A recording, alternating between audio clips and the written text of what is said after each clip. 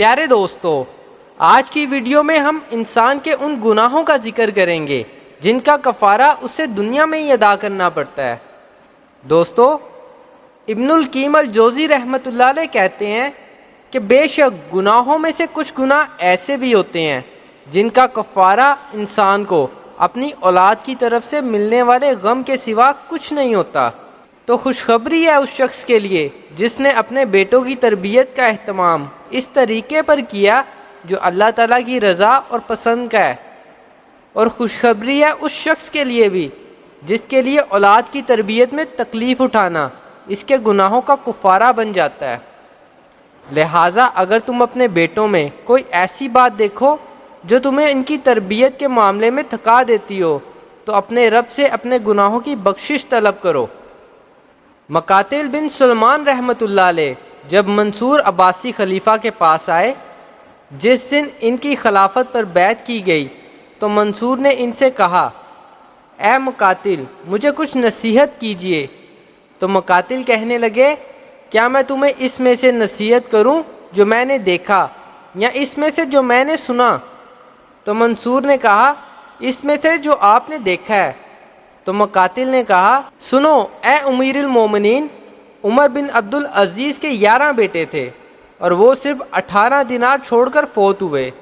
جن میں سے 5 دینار کا وہ کفن دیے گئے اور 4 دینار میں سے ان کے لیے قبر خریدی گئی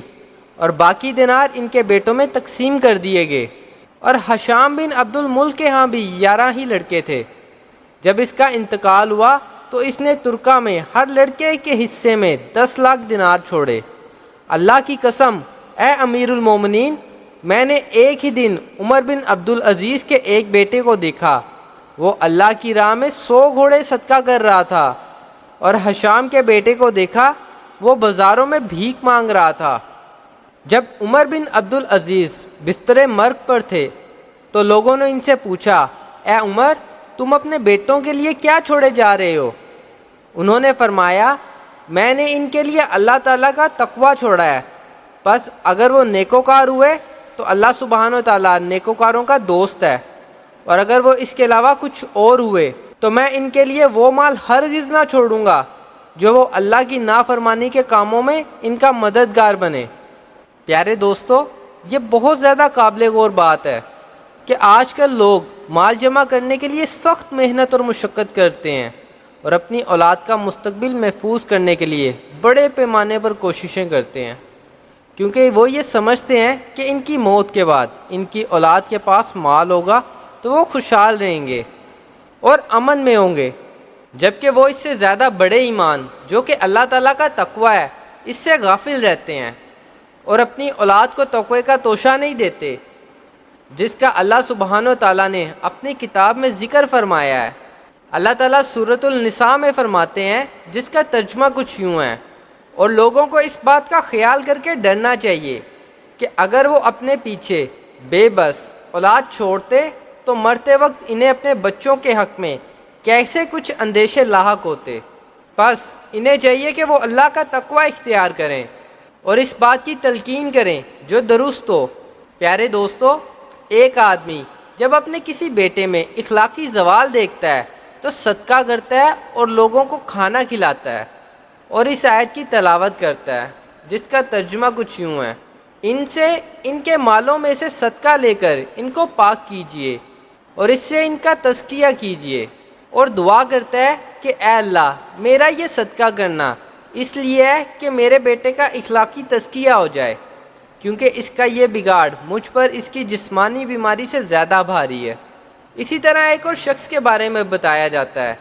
کہ غربت کی زندگی گزارنے کی وجہ سے جب وہ صدقہ کرنے کے لیے کچھ نہ پاتا اور اس کا بیٹا اس کو سناتا